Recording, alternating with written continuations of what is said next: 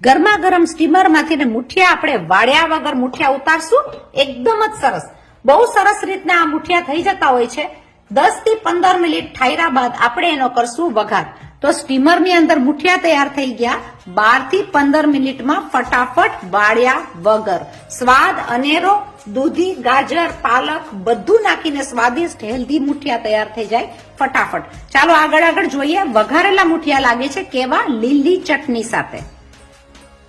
આપણે લઈ લીધો પરફેક્ટ માપ સાથે ઘરનો લોટ. ઘરનો દળેલા લોટના પાલક અને વેજીટેબલ્સ નાખીને તમે જોઈ જુઓ કે આપણા આ મુઠિયા વાળ્યા વગર આપણે કેવી રીતે બનાવ્યા.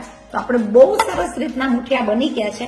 વાળ્યા વગર મુઠિયા બને ક્રિસ્પી અને ઘરના બધા શું કે એકદમ જ સરસ મજાના મુઠિયા થયા છે. તો તમે જુઓ આ સહેલી રીતના પરફેક્ટ માપ સાથે જરૂર બનાવજો. બનાવેલી લીલી ચટણીને કેવી રીતના ભૂલાય? તો આપણે લઈ લેશું મુઠિયાને એકદમ સરસ રીતના ચાય કે નાસ્તા સાથે ડબ્બામાં ભરવામાં પણ આ મુઠિયા બહુ સ્વાદિષ્ટ લાગતા હોય છે. જરૂર બનાવવાના રહ્યા. આને જોવા માટે ક્યાં જશો? મારી ચેનલમાં, મારી રેસીપીમાં કઈ રીતના પરફેક્ટ લોટ આપણે દળ્યો, માપ લીધું અને એના બનાવ્યા સોફ્ટ મજાના મુઠિયા એકદમ સરસ અને લીધા આપણે લીલી ચટણી સાથે. ચાલો આવી નવી રેસીપીઝ જોઈએ છે ત્યાં સુધી તમે અમારી રેસીપીમાં જઈને જુઓ કેવી રીતે બનાવ્યા.